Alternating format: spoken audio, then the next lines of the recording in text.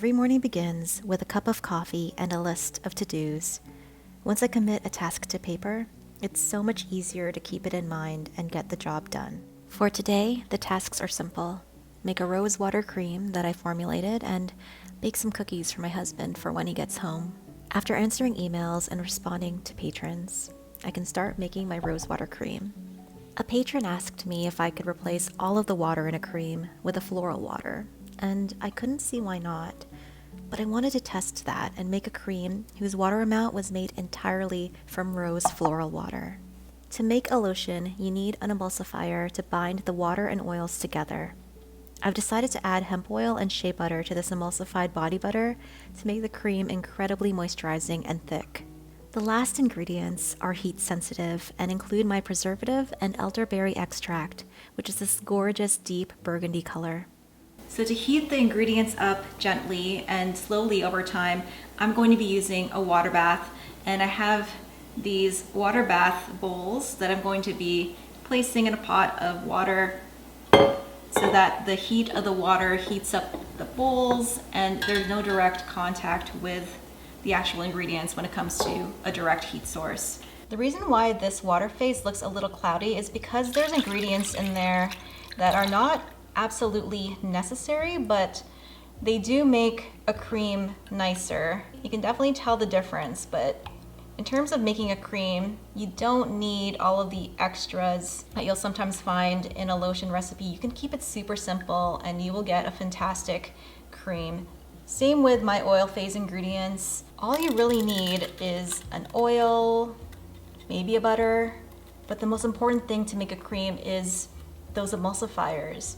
And in this case, I'm using polywax. There's a generic version of this called emulsifying wax, but I like using polywax because of its reliability. I rarely have emulsions fail when I use polywax as my emulsifier.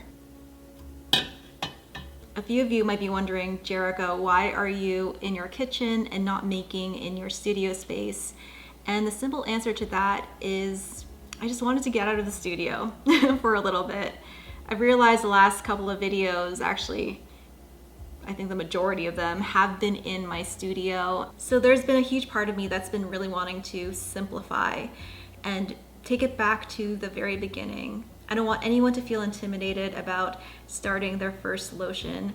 I don't want anyone to feel like they can't achieve their first soap because they don't have all the fancy equipment or a big studio to start in. I just really want to make this craft more approachable. Now that we're into March, with spring just around the corner, a season that is symbolic of renewal and rebirth, I want to create a space that people want to come to just relax and unwind. And as much as I love making in my studio, that is not the place to relax. That is a place to work.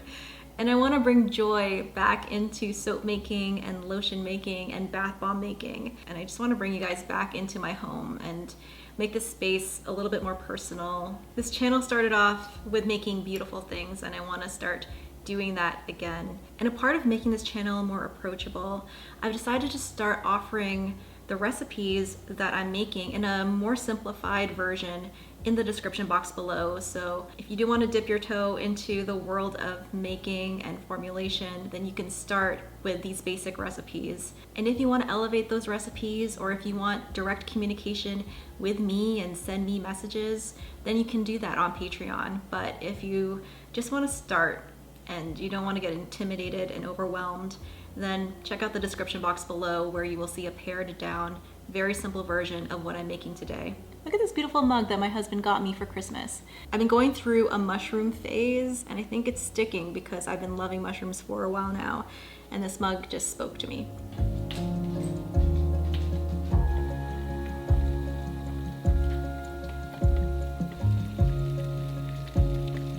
Will I be getting rid of studio footage altogether? Absolutely not. It's just I want to show more of my home and my kitchen.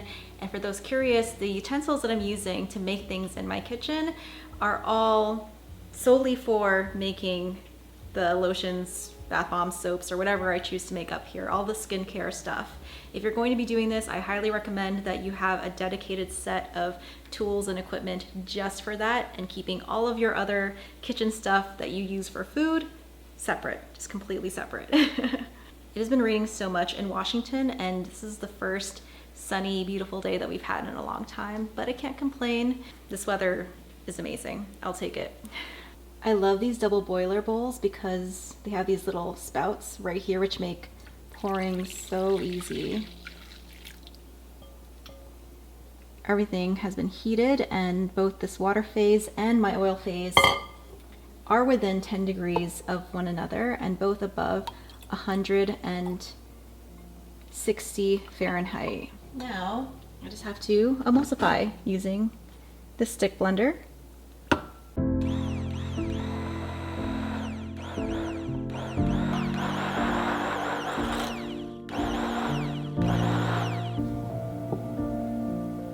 So the lotion is cooling down and solidifying, and in the meantime, I'm gonna make some cookies for Kale. Hopefully they'll be ready by the time he gets home so he can enjoy it with his dad. His dad is also coming for dinner, so that's exciting. And I made this cookie dough from scratch a couple of weeks ago. I had it frozen and I thawed it, but this is basically a chocolate chip oatmeal cookie, and it's so good. So I'm just gonna pop this in the oven and bake them. I got this recipe from Magnolia Table, and I love this book.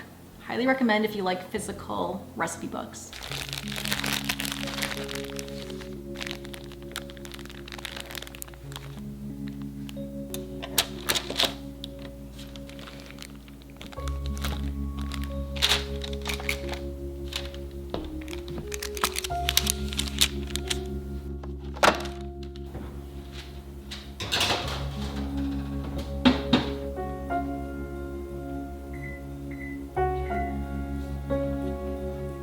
Is finally ready and solid enough to add our cool down ingredients. And just a reminder, this is our extract, our preservative, and a few other amazing skin loving goodies. We just add it right to the lotion and we stir.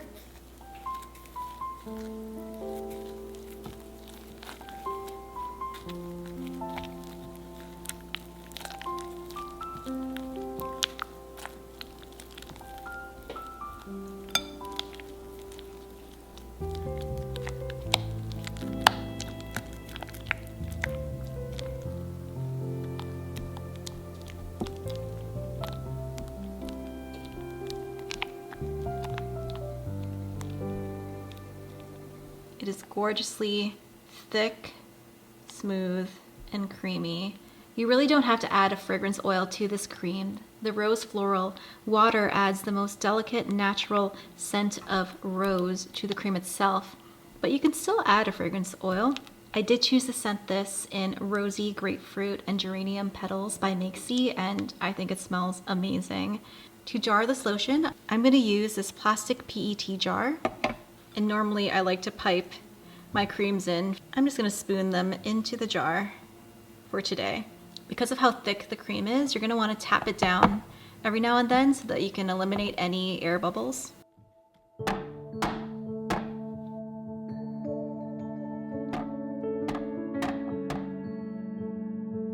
Remember that you can make a really simple version of this cream using the recipe that I've provided down below.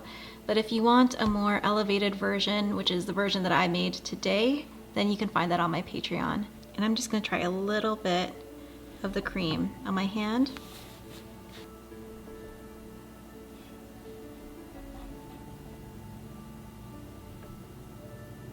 Oh, it is so thick and lovely. Just like an emulsified body butter should feel. And with body butters, even emulsified ones, you'll feel the oils and butters that we used in the formula linger on your skin just a little bit before absorbing. And that's by design. Body butters are enjoyed by people with very dry skin like myself. I suffer from psoriasis. So we really do want that moisture to stay on our skin for just a little bit longer than with a typical lotion.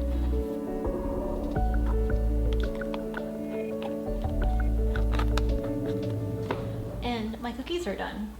Of course, I have to do a quality check before Kale and his dad can eat them. I hope you guys liked today's cozy and quiet vlog. I think moving forward, this is the format that I'm going to be doing for my videos. They're the format that I enjoy filming the most, and they really do attract my tribe, the type of people that I really like talking to on YouTube. Thank you so much to my patrons and everyone who chooses to support me on Patreon. You guys are amazing, and I am so thankful for each and every one of you, especially these guys, my bubble BFFs. But that is the video for today. Don't forget to leave a thumbs up, and if you want to see more, please subscribe. And until the next video, keep smiling, keep being awesome, and I will see you in that next video. Bye guys.